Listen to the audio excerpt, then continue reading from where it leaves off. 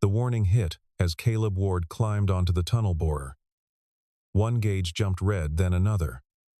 Pressure surged behind the cutterhead. Steel screamed through the chamber, and every radio inside the tunnel went silent.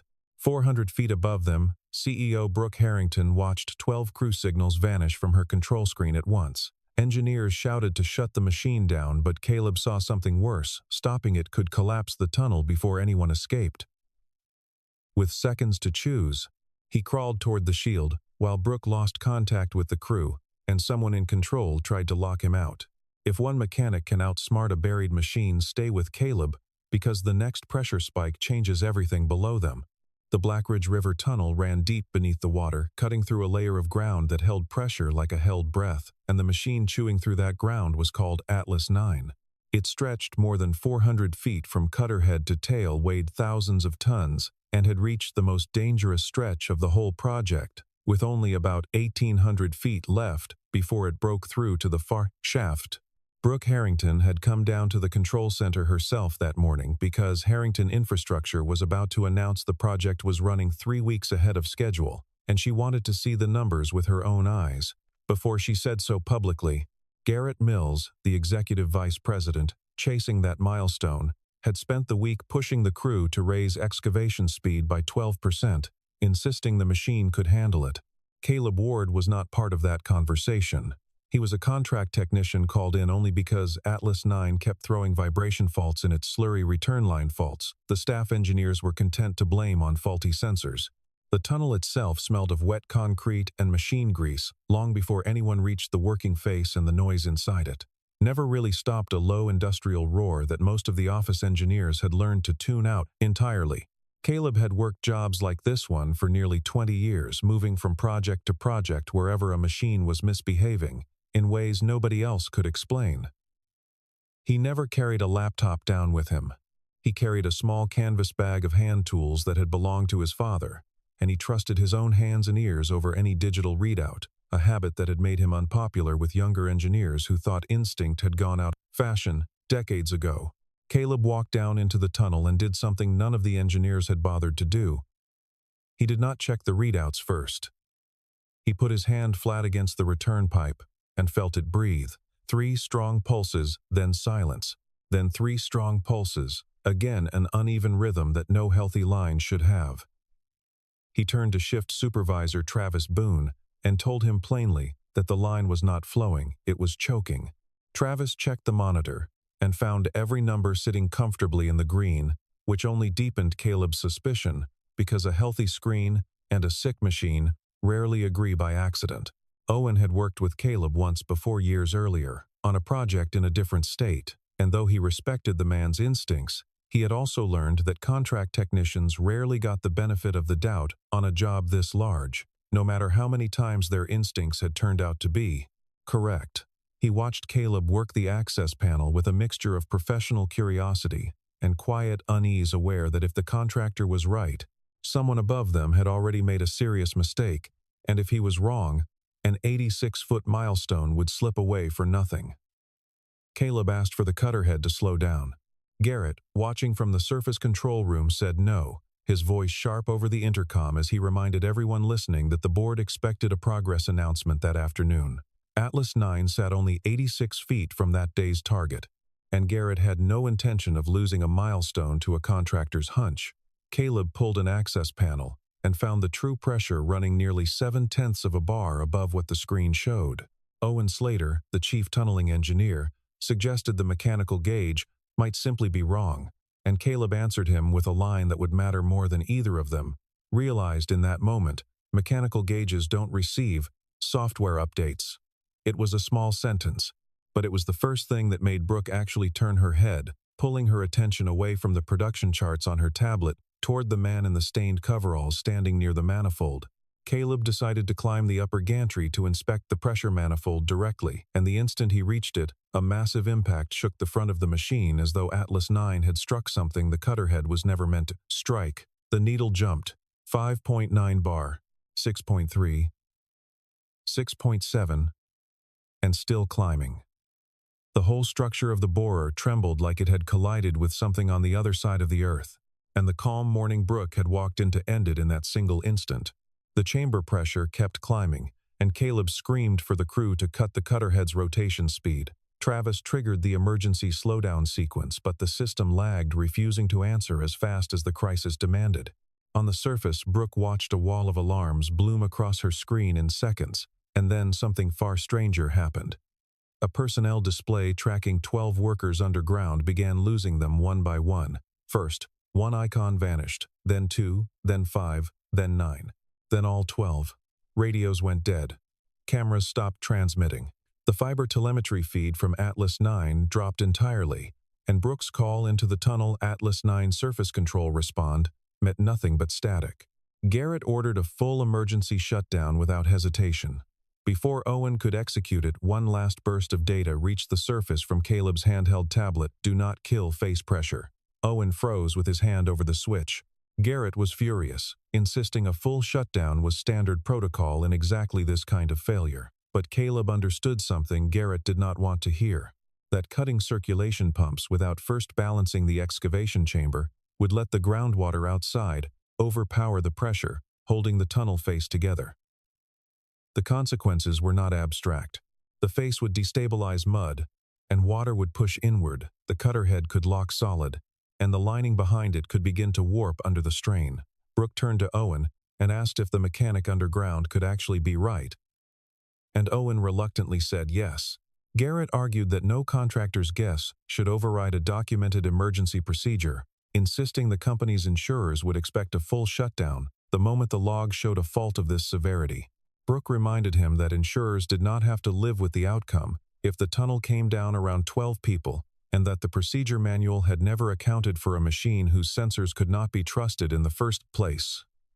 Owen backed her without hesitation, telling the room that in 19 years running tunnel projects, he had learned that written procedure was only as good as the data feeding it, and right now, the only reliable data source left belonged to a man crawling through the dark with his bare hands. Garrett stepped back from the console, and for the first time that day, no one in the room deferred to him. Down below, Caleb had nothing left but the mechanical gauges, no radio, no network terminal, nothing but the analog bones of the machine itself. He crawled along the upper gantry through a screaming wall of noise and found that the slurry return pressure was climbing while the supply pressure stayed flat, a mismatch with only one honest explanation: the return line was blocked. But a simple blockage did not explain why every communication system in the tunnel had failed at the exact same moment. Then he saw it: a network cabinet, with its power light still glowing, its fiber lines intact, and a physical isolation switch thrown to manual disconnect. Someone had cut the communications by hand. It was not an accident. It was a choice made by a person on purpose, and Caleb understood in that instant that whatever was happening to Atlas 9 had begun long before the pressure needle ever moved. Caleb found Travis and what remained of the crew near an automatic pressure door that had sealed shut between two sections of gantry, splitting the workers into two groups on opposite sides of it. He could not force it open because the interlock read excavation instability and refused to release. Meanwhile, the pressure kept rising 6.9 bar against a certified maximum of 7.2, a margin thin enough to disappear in minutes. Caleb pushed through to the slurry manifold and found the automatic relief valve dead, not broken but deliberately disabled, a mechanical locking pin driven straight into the actuator so it physically could not open. A critical safety device had been sabotaged by hand, not by software, not by accident, by someone standing in that tunnel with a tool. On the surface, Brooke told Natalie Ford, the safety director, to pull the maintenance history immediately. Garrett claimed the database was offline. Natalie did not trust that answer, so she opened an independent backup stored on a separate air-gapped system, and there she found a maintenance report claiming the relief valve had been inspected at 4:20 that morning, marked pass, with an electronic signature attached. But the maintenance bay's own camera footage showed no technician had entered that area at any point during the night. Someone had forged the inspection. Brooke began to understand this was not a single failure but a pattern, and Garrett tried to wave it off as an administrative error, a claim Brooke was no longer willing to accept at face value.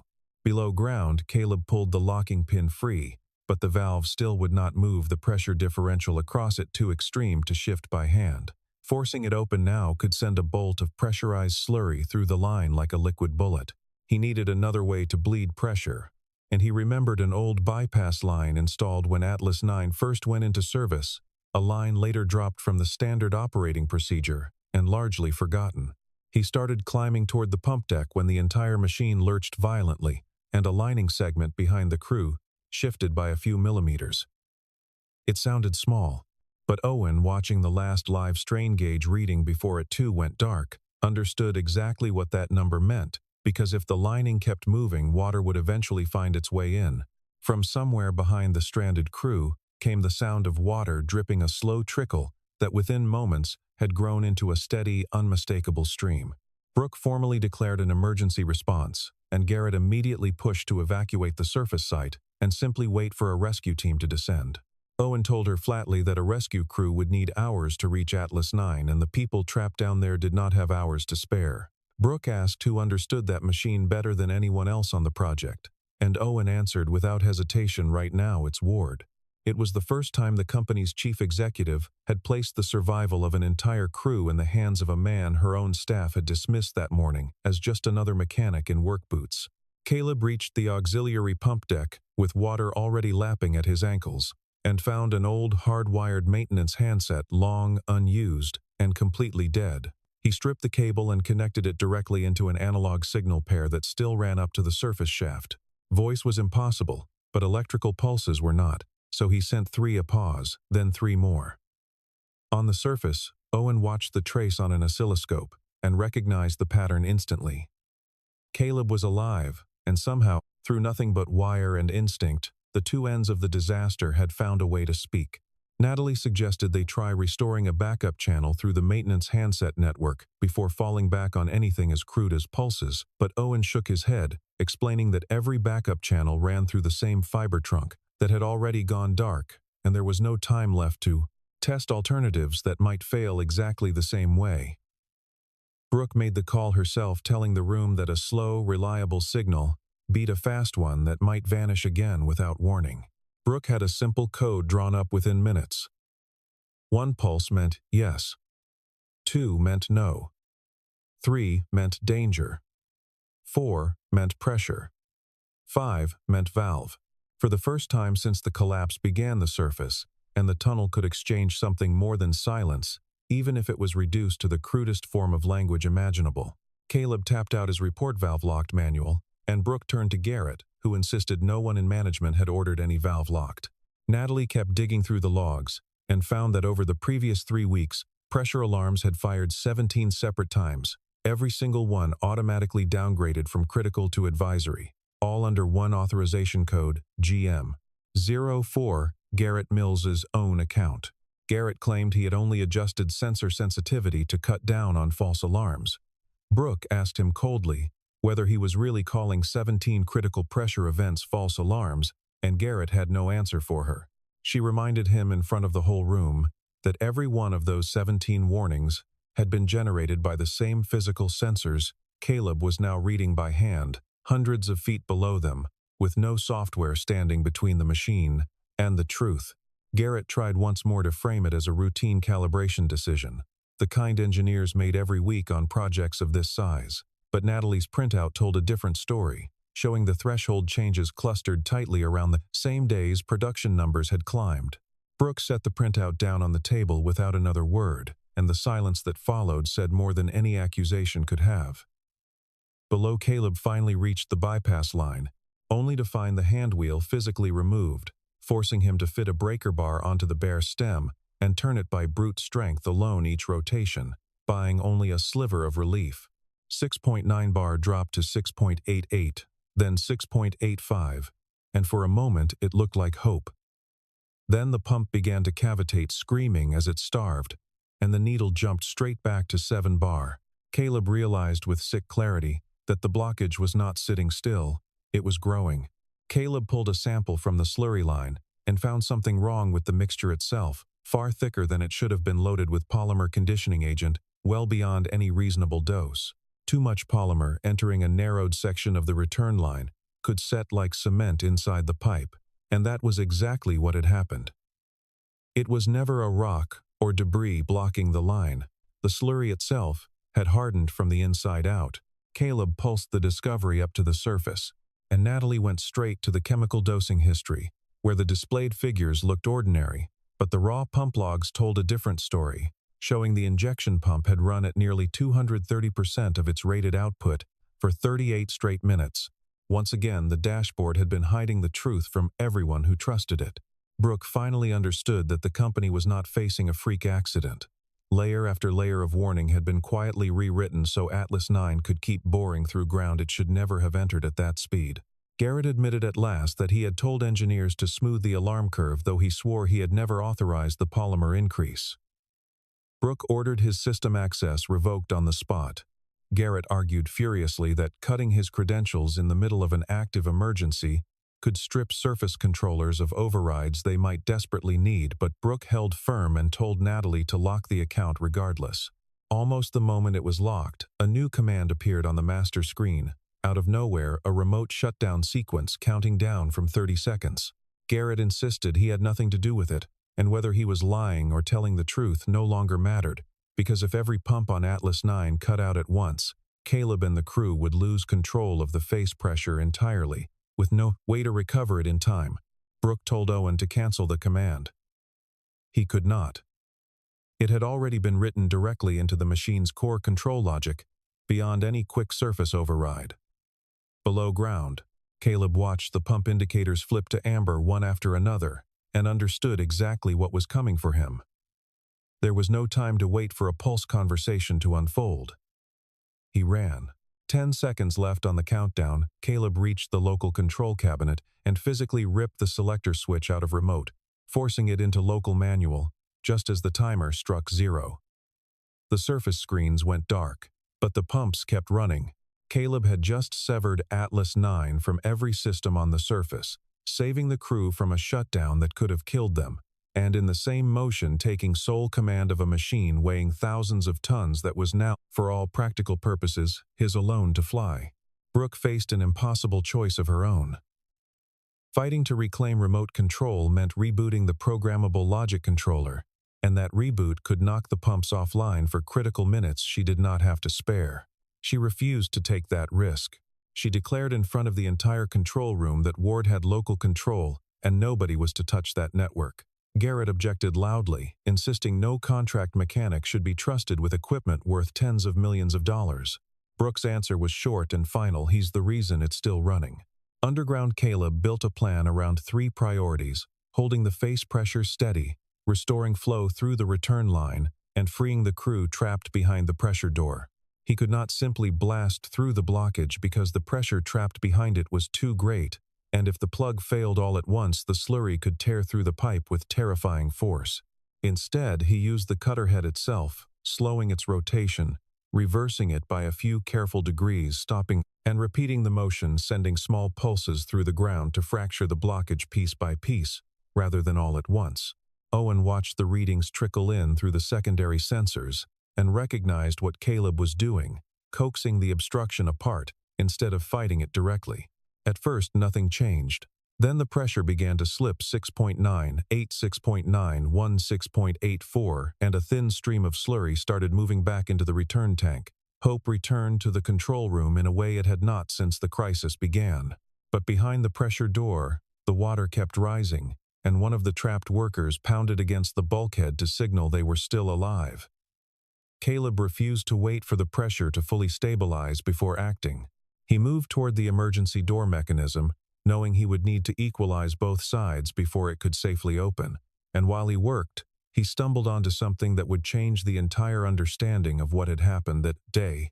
A backup pressure sensor wired outside the software network entirely showed the spike had actually begun 11 minutes before the very first alarm ever reached the surface dashboard. The system had not simply downgraded warnings. It had delayed them outright, buying time at the cost of every life underground. Caleb sent the timestamp up through the wire, and Natalie cross-referenced it against the maintenance archive, uncovering a software module quietly installed 2 months earlier, an internal program named Pacekeeper. Garrett had personally approved its installation. Brooke looked at him across the control room, and for the first time he had no explanation left to offer.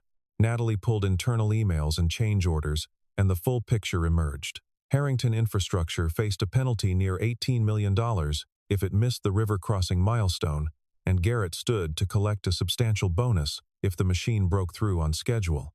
3 weeks earlier, the project's own engineers had flagged an unusually high permeability layer directly ahead of the cutter head, along with a clear recommendation: slow the machine by 20% and extend the conditioning process before pushing forward.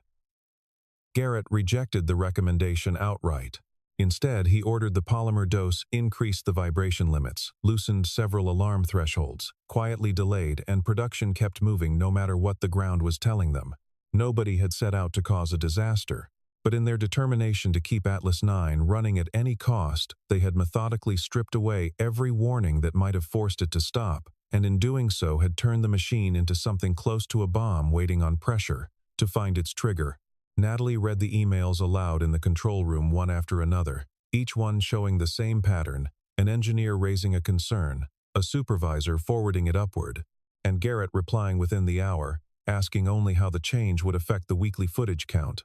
There was no single message ordering anyone to hide danger from the crew. There did not need to be, because the incentive structure itself had done the work, rewarding speed and punishing caution, until caution simply stopped being spoken out loud. Brooke discovered that the final authorization on the software package carried an electronic signature from her own office, buried inside a batch approval containing dozens of routine documents she had signed without reading each one individually. That single detail meant she could not simply hand the blame to Garrett and walk away clean. She bore responsibility too, and she said so out loud in front of her own staff, ordering Natalie to preserve every server log without exception and send a full copy to an independent safety archive outside the company's control. "Nothing gets deleted," she said, "including my signature." While that reckoning unfolded on the surface, Caleb finally forced the pressure door open and pulled the stranded workers through to safety, discovering along the way that the rising water behind them had not come from a breach in the tunnel lining after all, but from a ruptured cooling line feeding the main drive motor. It was better news and worse news at once. The tunnel itself had not been compromised, but without cooling water, the drive motor's temperature was climbing fast, and Caleb needed that same motor running at full strength to finish breaking apart the blockage. He had roughly 14 minutes before the system tripped itself into an automatic shutdown he would have no way to stop. He told the freed workers to move toward the access shaft in pairs, not as a group, so that no single obstruction could trap everyone at once, and he told Travis to keep a head count at every junction along the way. One of the younger crew members asked Caleb if he was coming with them, and Caleb told him no, not yet, because the machine still needed someone standing next to it who could hear what it was about to do. Travis wanted to stay behind with him, but Caleb sent him with the others instead, telling him that someone topside needed a set of eyes who had actually seen the blockage form. It was not bravado. It was arithmetic, the kind Caleb had run in his head 100 times on other machines, other tunnels, other emergencies that never made the news because nobody outside the industry ever heard about them. Caleb gathered the entire crew and made certain no one was left behind on either side of the door. He assigned tasks quickly: Travis to the auxiliary pumps, 2 technicians to reroute what cooling water remained, and a third group to prepare an emergency slurry tank for whatever came next. Then he climbed back up into the superstructure above the machine, where the steel frame was hot enough to feel through his gloves and shaking hard enough to blur his vision. The main drive temperature read 91 degrees Celsius, then 94, then 97, climbing steadily toward the automatic trip point at 105. On the surface, Brooke and Owen worked out a desperate alternative. An abandoned grout line still ran from the tunnel borer to a secondary tank, unused for months but structurally intact, and if they could convert it into a temporary return path, it might bypass the blockage entirely. The problem was that the old line was rated for far lower pressure than the main return system, and opening it too quickly could rupture it along its entire length underground. Caleb would have to control the flow entirely by hand, with no direct communication, only pulses guiding a decision that could either save or doom everyone still down there with him. Owen sent a sequence through the wire: 5, 2, 4 valve, no pressure, and Caleb understood immediately that he was not to open the line fully, only to bleed it slowly. He fitted a torque wrench to the valve stem and cracked it open by 5%. Slurry began to move. The main pressure eased to 6.82.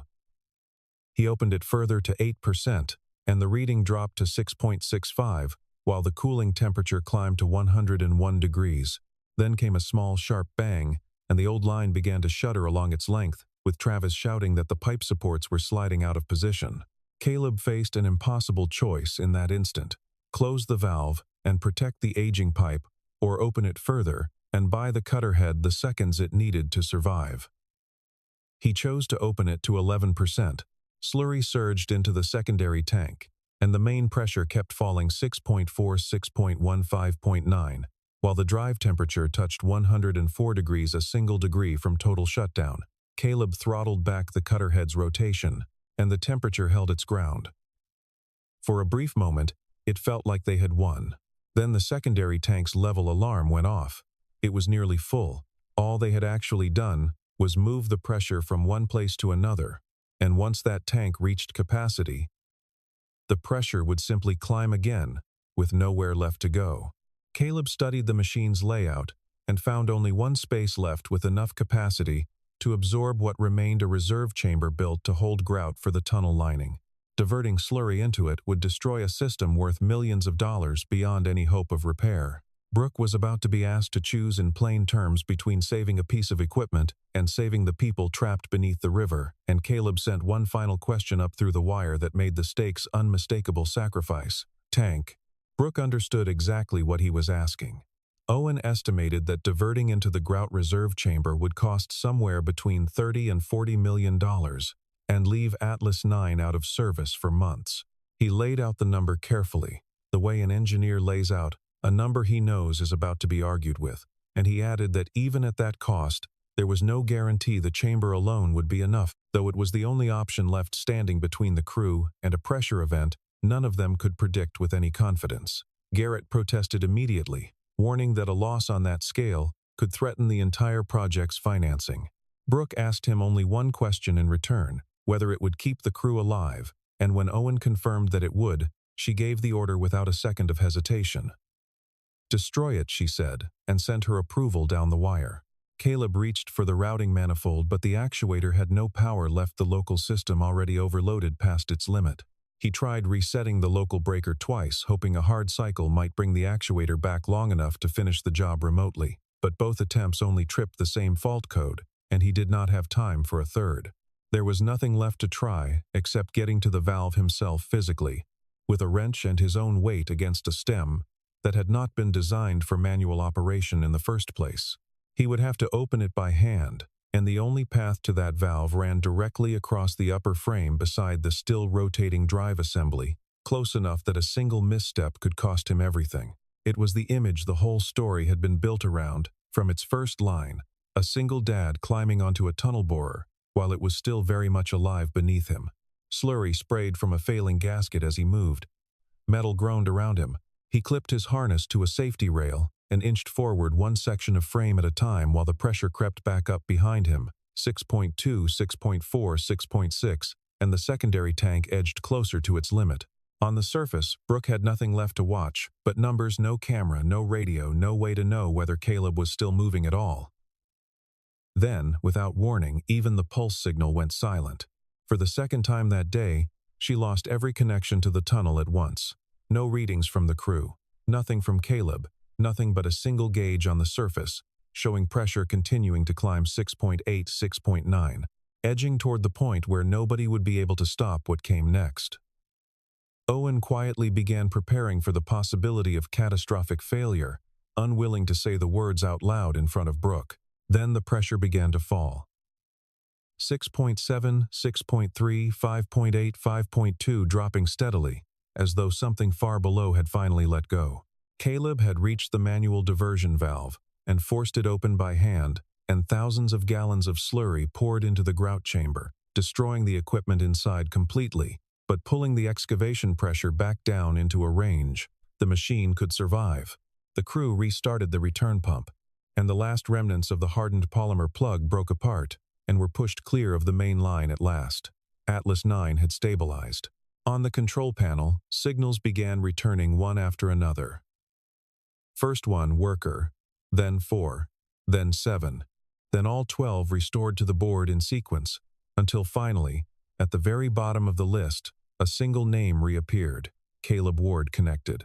Brooke stared at that name for a long moment, relief and uncertainty mixed together, because no one yet knew whether the tunnel itself was stable enough to bring anyone home. For a while, nobody in the control room spoke. Owen kept his eyes fixed on the strain gauges, waiting to see if the lining would settle or continue creeping the way it had earlier that day. Natalie quietly began printing every timestamp connected to the last 2 hours, aware that whatever came next would need a complete record behind it. Garrett stood near the back of the room, arms crossed, saying nothing, the confidence that had carried him through the morning meeting completely gone. Brooke did not look at him. Her attention stayed on the shaft camera feed, waiting for the first hard hat to appear at the top of the ladder. The minutes after the pressure stabilized felt longer than the crisis itself. A strange stretch of waiting where nobody in the control room wanted to speak first in case speaking broke whatever fragile balance had just been achieved. Natalie kept refreshing the strain gauge readings every few seconds, watching for even the smallest sign of renewed movement in the lining, while Owen quietly called the rescue coordination team to stand down from their most aggressive contingency plan. Brooke stayed exactly where she was, refusing an aide's suggestion that she return to her office to prepare a statement, telling him there would be time for statements later. Once the pressure held steady, rescue engineers moved in to inspect the lining and found no collapse anywhere along its length and no major breach of groundwater into the tunnel. Atlas 9 had been badly damaged. Its grout system destroyed, its drive motor pushed to its limits, but the tunnel around it still stood, exactly as it should. The crew began climbing out in small groups through the access shaft, and Brooke chose to wait for them there in person, rather than in a boardroom, with no reporters present and no announcement prepared. Only the emergency response team, standing quietly beside her. Travis emerged first, followed by the rest of the crew, one after another, each one pausing at the top of the ladder for a moment, as though needing to confirm the daylight was real before stepping the rest of the way out. A few of them embraced the medics waiting nearby without saying a word, too exhausted to speak, and one worker simply sat down on the ground and stared at the sky for a long moment before anyone helped him to his feet. Finally, Caleb came up last, his clothes soaked through with slurry, his harness torn, his hands black with hydraulic oil. Brooke did not turn the moment into something sentimental. She asked him directly why he had refused to shut the machine down when every protocol told him to. Caleb answered simply that machines do not care what an emergency manual says because pressure only cares where it is allowed to go. It was a plain sentence, but it captured everything the day had proven: that a dashboard could lie and a system could hide the truth, but the physical machine underneath it never would if someone was willing to listen closely enough. In the weeks that followed, Brooke suspended the entire Blackridge project rather than quietly patch over what had happened. She did not shift the blame onto a single technician or bury the delay behind a press release. Every record connected to the Pacekeeper module was handed over to investigators and an independent engineering board, with nothing withheld and nothing altered. Garrett was suspended immediately, once the logs proved beyond doubt that he had deliberately loosened safety thresholds to protect the project's timeline and his own bonus, and within weeks the board opened a separate review into every other project he had overseen, unwilling to assume Blackridge was the only place his shortcuts had taken root. And, in a decision that mattered just as much, Brooke made her own authorization public as well, refusing to erase the record of her signature, simply because it was inconvenient, choosing instead to face the same investigation she had ordered for everyone else. In the days that followed, investigators from an outside engineering board arrived to walk the tunnel themselves, examining the ruptured cooling line, the disabled relief valve, and the wrecked grout chamber, cross-referencing everything against the logs Natalie had preserved before anyone had a chance to alter them. Their preliminary findings echoed what Brooke already suspected, that the failure had never been a single broken part, but a chain of small, deliberate compromises stacked on top of each other until the machine had no margin left to absorb an ordinary surprise. Brooke sat through every interview herself, rather than sending a lawyer in her place, answering questions about her own signature on the batch approval, without trying to soften the record. Reporters eventually caught wind of the shutdown, and instead of a carefully worded statement, Brooke gave a short, direct account of what had happened underground, including her own share of the responsibility, a decision her communications team had strongly advised against, and one she made anyway. Owen offered Caleb a senior management position within the company, and Caleb turned it down without much thought, telling him plainly that he had no interest in trading a wrench for a desk. What he asked for instead was a new role, entirely something called Field Systems Authority, the standing power to halt any tunnel boring operation. The moment real-world data stopped matching what the dashboards claimed without needing permission from any executive chasing a deadline, Brooke agreed to create it, though, not without a long conversation about liability and insurance that stretched across 2 separate meetings before the board finally signed off. Caleb added one more condition before he would accept that the authority not belong to him alone, but to every qualified technician standing close enough to a machine to actually hear it. He told Brooke that if the power to stop a project rested with only one man, it would eventually be worn down by exactly the same pressure that had almost killed 12 people that day. And the only way to protect it was to spread it wide enough that no single deadline could crush it. That single change turned out to matter more than anything else to come out of that day because it meant no single person sitting comfortably above ground could ever again quietly overrule the person standing beside the machine itself. Weeks later, Atlas 9 still sat motionless beneath the river, its grout system stripped down for a full rebuild. On its control panel, engineers had installed something new, a simple red switch beneath a plain label that read "Field Safety Override No Executive Authorization Required." Brooke stood beside Caleb the day the new system was finally tested, and when a technician noticed a small fluctuation in the pressure readings, he pressed the switch without asking anyone for permission. The entire machine shut down exactly as it was designed to, and no one in the room objected. Caleb listened to Atlas 9 for a few quiet seconds afterward, the way he always did, reading the machine rather than the screen. Brooke asked if there was a problem. Caleb shook his head. "Not anymore," he said.